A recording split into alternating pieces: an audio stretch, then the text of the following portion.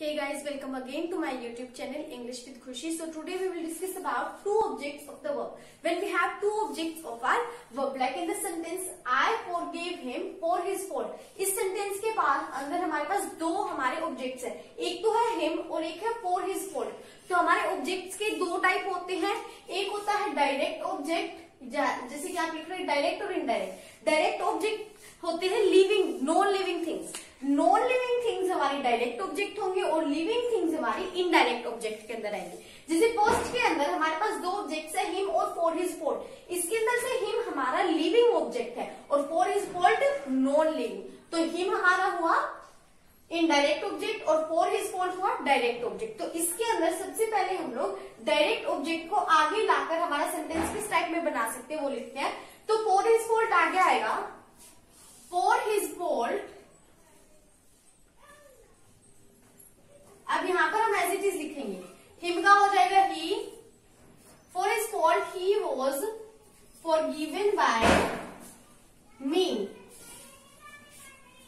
And जब इसके अंदर हम लोग अपने इनडायरेक्ट ऑब्जेक्ट को आगे लेके आएंगे तो हमारा सेंटेंस बन जाएगा he was forgiven by me for his fault. Same. तो यहाँ पर आपको पता ही था फॉरगिव का हो जाएगा वॉज प्लस बी 3. अब यहाँ पर इस सेंटेंस के अंदर है हमारे पास यू गेव मी अ रुपी. इसके अंदर अ रुपी आपका है डायरेक्ट ऑब्जेक्ट और मी है इनडायरेक्ट ऑब्जेक्ट. एंड इसके अंदर यू आपका सब्जेक्ट है, गेव आपकी वर्ब है. अब यहाँ पर हमारा सिंपल प्रेजेंट टेंस है.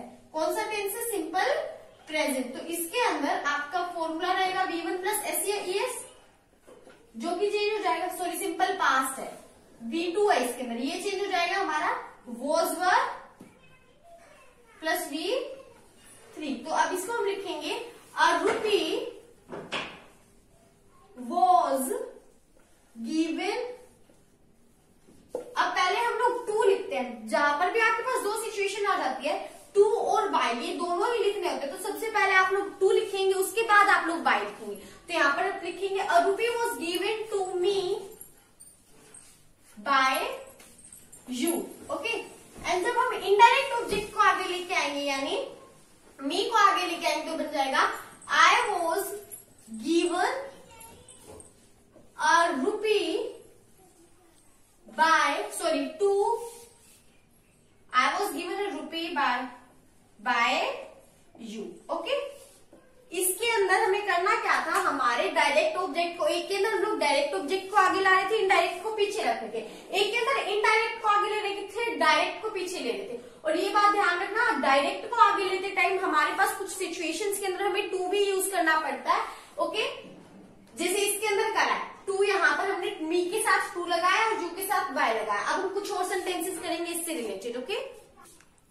अब हम लोग ये दो सेंटेंसेस और करेंगे. इसके अंदर हमारे पास है नितिन टीचेस अस इंग्लिश. इसके अंदर इंग्लिश और अस हमारे पास अगेन दो ऑब्जेक्ट्स है. तो इंग्लिश इज नॉन लिविंग और अस है आपका लिविंग. तो नॉन लिविंग होते हैं डायरेक्ट और लिविंग होते हैं इनडायरेक्ट. तो सबसे पहले हम लोग डायरेक्ट ऑब्जेक्ट को आगे लेके आते हैं, यानी इंग्लिश को आगे लेके आएंगे. तो लिखेंगे इंग्लिश. अब यहाँ पर मैंने आपको बताया था सब्जेक्ट के बाद वर्ब लगती है, तो यहाँ पर आपका है सिंपल प्रेजेंट टेंस. कौन सा टेंस चल गया? सिंपल प्रेजेंट टेंस, जिसका स्ट्रक्चर होता है V1 प्लस S या ES. That changes into is am are plus V3. तो यहाँ पर आप चेंज करेंगे इंग्लिश. टीचर्स का हो जाएगा is taught, English is taught by. अब मैंने आपको लास्ट टाइम बताया था कि टू और बाय के अंदर जब हमारे पास दो सिचुएशन आ जाती है तो पहले हम लोग टू का यूज करते हैं, देन बाय का यूज करते हैं. तो सेम यहाँ पर होगा English is taught to us by Nitin. अब नेक्स्ट के अंदर आपको अपना डायरेक्ट ऑब्जेक्ट आगे इनडायरेक्ट ऑब्जेक्ट आगे लेके आना है और डायरेक्ट को ऑब्जेक्ट ही रखना है. तो हम यहाँ पर लिखेंगे अस की पॉजेसिव फॉर्म होती है अस होती है वी की पॉजेसिव फॉर्म. तो यहाँ पर आप लिखेंगे we are taught English by Nitin. Same. Next sentence के अंदर he told me a story.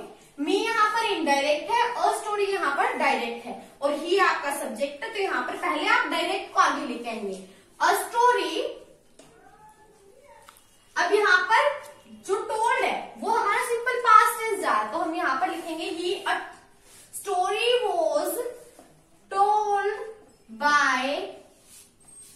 Told to me by him. अब आगे हम लोग इनडायरेक्ट को आगे लेके आएंगे, तो मी का क्या हो जाएगा, आई। तो I was told a story by you. Okay, अब हम लोग सीखेंगे कि अगर हमारे पास एक्टिव और पैसिव वॉइस के अंदर प्रेपोजिशन आ जाती है तो प्रेपोजिशन को कैसे चेंज करते हैं। अब हम देखेंगे यूजेस ऑफ प्रेपोजिशन। जब हमारे पास प्रेपोजिशन आ जाते हैं, लेकिन इसके अंदर एट है, यहाँ पर टू है, तो यहाँ पर ही लाफ्ड एट मी। सबसे पहले हम लोग प्रेपोजिशन देखते हैं एट टू। यहाँ पर हमारे पास लाफ्ड, एग्रीड और एक्टेड अपॉन, ये हमारी वर्ब्स है, ये हमारी क्या है, वर्ब्स। तो अभी इनको चेंज करते टाइम सबसे पहले अपना ऑब्जेक्ट सेम आगे ले आएंगे। आई का, मी का हो जाएगा आई, लाफ्ड का हो जाएगा वॉज लाफ्ड। अब यहाँ पर एट जो है ना, इस एट को यहाँ पर हम लोग यूज नहीं करेंगे, यहाँ पर हो जाएगा I was laughed by him. Simply जैसे सिंपल हम लोग चेंज करते हैं वैसे ही चेंज करना है, बस हमारी जो प्रेपोजिशंस होती है हम उनको यूज नहीं करेंगे। नेक्स्ट है आपका they agreed to my proposal. तो यहाँ पर आप सबसे पहले अपना माई प्रपोजल ही आगे लेके आएंगे, माई प्रपोजल। यहाँ पर आगे हो जाएगा एग्रीड का हो जाएगा वॉज एग्रीड बाय देम। यहाँ पर अगेन हम लोगों ने अपना टू यूज नहीं करा, यहाँ पर एट यूज नहीं करा, यहाँ पर टू यूज नहीं किया। अब इसके अंदर हमारा जो एक्टेड और अपॉन है, ये दोनों ही आपकी वर्ब्स है, तो यहाँ पर आप सबसे पहले अपना ऑब्जेक्ट से माय एडवाइस आगे लेके आएंगे। अब बेसिकली होता क्या प्रपोजिशन वाले सेंटेंसेस के अंदर, आपकी ट्रांजिटिव जो आपकी सेंटेंसेस के अंदर कौन सी वर्ब गिवन होते हैं, इंट्रांजिटिव वर्ब। तो जब वो पैसिव वॉइस के अंदर कन्वर्ट करते तो इंट्रांजिटिव वर्ब्स आपके ट्रांजिटिव वर्ब्स के अंदर चेंज हो जाते हैं, तो इसलिए हमने यहाँ पर कोई भी प्रपोजिशन यूज नहीं करी। लेकिन थर्ड सेंटेंस के अंदर हमारे पास ट्रांजिटिव वर्ब है, यानी सकर्मक क्रिया ही है, तो यहाँ पर हम लोगों को हमारी जो प्रपोजिशन है वो हम लोग एज इट इज यहाँ पर यूज कर सकते। तो यहाँ पर हम लिखेंगे माई एडवाइस, माई एडवाइस। अब यहाँ पर एक्टेड का हो जाएगा was acted upon bye you का सेम रहेगा, बाय यू। ओके, यानी कि प्रपोजिशन के अंदर हमारी पैसिव वॉइस के अंदर इंट्रांजिटिव वर्ब ट्रांजिटिव हो जाती है। सिंपल लैंग्वेजेस में कहें तो हमारी जो प्रपोजिशन हो जाती है वो कट हो जाती है, प्रपोजिशन हमारी पैसिव वॉइस के अंदर यूज नहीं होती, और जहां पर हमारे पास ऑलरेडी ट्रांजिटिव वर्ब ही होती है वहां पर हमारी preposition as it is use हो जाती है। अब हम कुछ ऐसे सेंटेंसेस करेंगे जिनके अंदर हम लोग पैसिव वॉइस में कन्वर्ट करते टाइम बाय यूज नहीं करते हैं। सो अब हम कुछ सेंटेंसेस करेंगे जहां पर पैसिव वॉइस में कन्वर्ट करते टाइम हम लोग हमारा बाय यूज नहीं करेंगे। जैसे सेंटेंस के अंदर है दे इलेक्टेड हिम प्राइम मिनिस्टर, तो अगर यहाँ पर हम बाय यूज करते हैं तो सेंटेंस क्या बनेगा, prime minister was elected by him by them. तो अब यहाँ पर प्राइम मिनिस्टर इलेक्ट हुआ उनके द्वारा। अब यहाँ पर हम इसे दूसरे सेंस में लिखते हैं, he was elected, he was elected prime minister, PM लिख देती हूँ मैं शॉर्ट फॉर्म। यहाँ पर कुछ सेंटेंसेस के अंदर हम लोग बाय देम, ये बाय वर्ड्स यूज नहीं करते क्योंकि उनसे सेंस थोड़ा चेंज हो जाता है। तो इन सेंटेंसेस के अंदर हम लोग लिख सकते हैं सिंपली हमारा हिम को ही करके, वैसे तो हिज का ही होता है बट यहाँ पर हिम है तो हिम का ही हो जाएगा, या फिर हम हिम को भी छोड़े तो प्राइम मिनिस्टर के अकॉर्डिंग हम लोग यहाँ पर ही लगा देंगे, तो यहाँ पर वर्ब यूज हो जाती है आगे, और आपका जो आगे अपना ऑब्जेक्ट होता है वो ऑब्जेक्ट सिंपली आप यूज कर सकते हैं। He was elected PM. Next है आपके पास ही नेम्ड हिज सन विपिन, तो यहाँ पर सबसे पहले तो हिज सन आप लोग लिख देंगे, his son was named.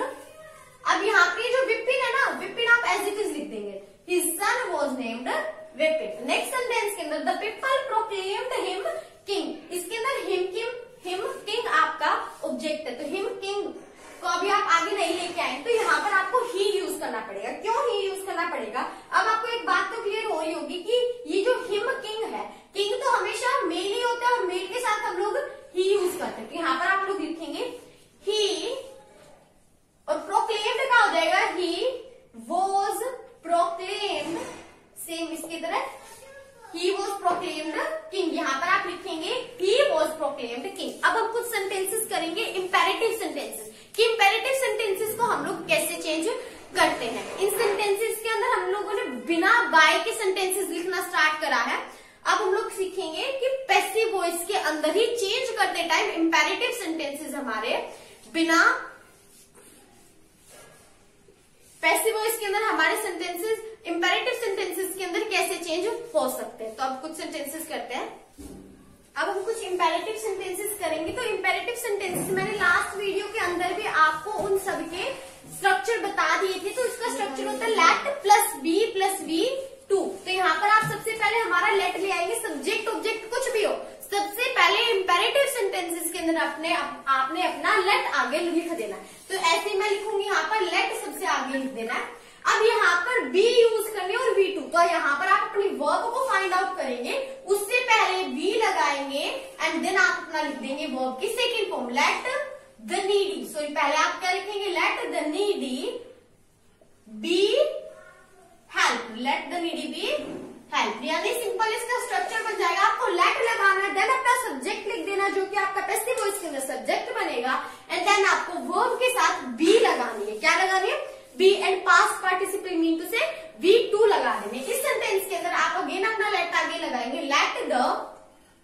Let the window. ये सारे सेंटेंसेस हम लोगों ने पिछली वीडियो के अंदर कर चुके हैं। मैं अगेन आपको एक बार क्विक रिकैप दे रही हूँ इंपेरेटिव सेंटेंसेस का। तो let the window be shut. यहाँ पर इन सेंटेंसेस के अंदर हम लोग बाय यूज नहीं करते, क्योंकि यहाँ पर हमारे पास सब्जेक्ट होता ही नहीं है। हमारा जो सब्जेक्ट नहीं होता तो हम लोग सब्जेक्ट को ऑब्जेक्ट भी नहीं बनाते यहाँ, क्योंकि यहाँ पर हमारा कोई भी ऑब्जेक्ट नहीं रहता। अब इस सेंटेंस के अंदर लेट हमारा पहले से गिवन है, तो यहाँ पर आप लेट को अगेन लिखेंगे लेट। अब यहाँ पर अ टेबल को आगे ले आएंगे, लेट अ टेबल। परचेज का हो जाएगा बी परचेज्ड बाय। अब यहाँ पर क्योंकि आपका मी गिवन था तो यहाँ पर आपको बाय यूज करना पड़ेगा। सब्जेक्ट दे रखा है तो ऑब्जेक्ट बनाओ, ऑब्जेक्ट सब्जेक्ट नहीं दे रखा तो ऑब्जेक्ट भी मत बनाओ।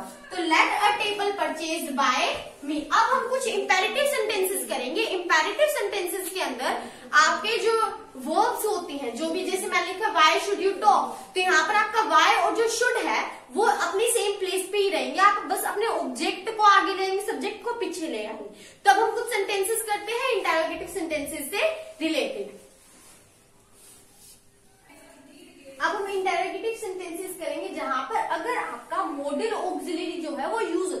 मॉडल ऑक्सिलरी जैसे should, would, could, can, should, can, shall. Okay, तो यहाँ पर जब आपका स्ट्रक्चर रहता है मॉडल ऑक्सिलरी के साथ, जैसे कि यहाँ पर है शुड है, तो यहाँ पर आपका पैसिव वॉइस के अंदर स्ट्रक्चर चेंज हो जाता है।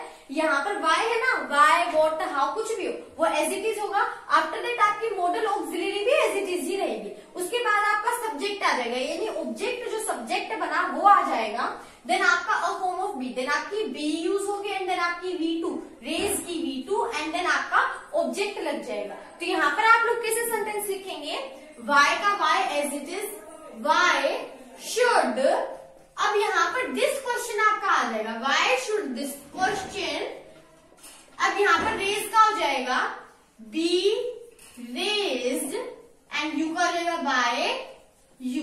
नेक्स्ट सेंटेंस के अंदर भी ऐसे ही होगा, why should as it is रहेगा आपका, देन दीज एप्पल्स आ जाएगा आगे, वाई शुड दीज एप्पल्स। अब यहाँ पर कट की आपको पता है, कट की कोई चेंज नहीं होती, तो why should these apples be cut by you. Okay, sorry you का क्या आई है तो आई का हो जाएगा मी। तो अब तो हम लोगों ने करा कि अगर मॉडल ऑक्सिलरी आगे आ जाती है, यानी कि इंटरोगेटिव सेंटेंसेस के अंदर मॉडल ऑक्सिलरी आ जाती है। अगर इंटरोगेटिव सेंटेंस ही हो लेकिन आपकी मॉडल ऑक्सिलरी नहीं हो, आपका क्या आ जाए, इज, एम, आर, वॉज, वर आ जाए, तब कैसे चेंज करते हैं वो हम लोग सीखेंगे। एंड अगर हमारे पास मॉडल ऑक्सिलरी ना हो तो आपका हु चेंज हो जाता है, पैसिव वॉइस के अंदर कन्वर्ट करते टाइम आपका हु चेंज हो जाता है हमेशा बाय whom में। तो अब हम लोग करेंगे कुछ और इंटेरोगेटिव सेंटेंसेस पार्ट भी, अगर आपकी सिचुएशन अलग टाइप की आ जाती है तब। अब हम इंटेरोगेटिव सेंटेंसेस की सिचुएशन भी करेंगे, यानी जहां पर आपके पास क्वेश्चन वर्ड तो गिवन हो बट आपके पास मॉडल ऑक्सिलरी ना होते हुए इज, एम, आर, वॉज, वर ऐसा कुछ हो, तब आपको क्या करना होता है, अपने हु को चेंज कर देना होता है बाय हु में। मैंने आपको सिचुएशन ए में बता दी थी कि हु को आप बाय हुम में चेंज कर देते हैं। तो यहाँ पर सबसे पहले हु दिखती है, लिख देना बाय हुम। अब यहाँ पर मैंने स्ट्रक्चर लिख दिया, आप अपनी शीट के ऊपर नोट डाउन कर लेना ये सारे स्ट्रक्चर्स। तो यहाँ पर क्वेश्चन वर्ड आपने लिख दिया। अब यहाँ पर आता है इज, एम, आर, वॉज, वर। तो अब आपका जो नया सब्जेक्ट आएगा उसके अकॉर्डिंग आप इज, एम, आर, वॉज, वर कुछ भी लगा सकते हैं। सबसे पहले तो टोट है यानी V2 है, V2 changes into was, were plus V3। तो यहाँ पर आपको वॉज, वर यूज करना है। अब यहाँ पर यू हिंदी, अब यहाँ पर आपके पास हिंदी आपका ऑब्जेक्ट है तो हिंदी के अकॉर्डिंग आप लोग इनमें से कुछ यूज करेंगे। हिंदी इज सिंगुलर तो यहाँ पर आप यूज करेंगे वॉज। तो बाय वॉज, अब यहाँ पर आपका न्यू सब्जेक्ट वॉज हिंदी। अब यहाँ पर आप अपना यूज कर देंगे V2, taught by, taught to you, by whom Hindi was taught to you. Okay, next है आपके पास हु रोट दिस बुक। यहाँ पर आपको अगेन आपका हु का कर देना by whom Hindi, by whom this book के अकॉर्डिंग अब यहाँ पर आपका लग जाएगा was, by whom was this book road.